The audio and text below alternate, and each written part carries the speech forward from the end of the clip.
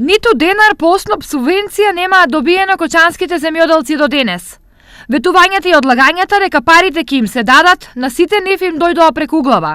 Па денес јавно проговорија за ситуацијата во која се наоѓаат. Во моментот нема исплата буквално ниту денар на ниту еден земјоделец, односно на ниту еден оризопроизводител. Субвенциите не се исплатени земајки дел од 2012, дел 2013, 14 и 15 и целокупните за 2016. Ова сеидбата на годинашнава реколта ја прави се понеизвестна. Првично ризарите имаат план за годинава, но истиот води од чупло во празно, зашто тврдат дека годинава за нив е рамна на смрт. Погребална година за земјоделецот ќе биде сега.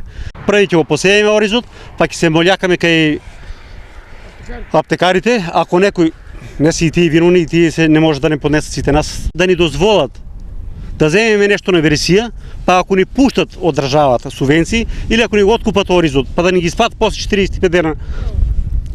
Тога е да во земјоделието во Македонија, во оризопроизводство, во лозарство, во овощарство, мислам дека владее хаос. За некој да ги слушне и сериозно да ги свати, тие најавија големи протести. Ќе има блокади на патиштата на цела Македонија. Исто и ние планираме да ги блокираме патиштата Кочани Делчево. Во меѓувреме, наместо да си ја гледаат работата која им е единствен извор на екзистенција, тие мораат да се мешаат и во политика. Категорични се дека решение на сегашнава политичка ситуација мора да има и тоа брагу. Да се формира што поскоро новата влада, да се избере спикер на собрание, да се собранието да профункционира, за да можеме веќе да има кај кој да се обратиме, пошто кај овие немат разум, не може да се суни нико да се договориме за ништо.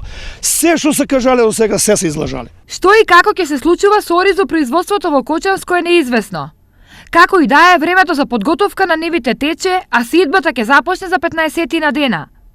Дали освен сушата и немаштијата ќе изврши рестрикција на оризовите полиња, ќе се знае наскоро.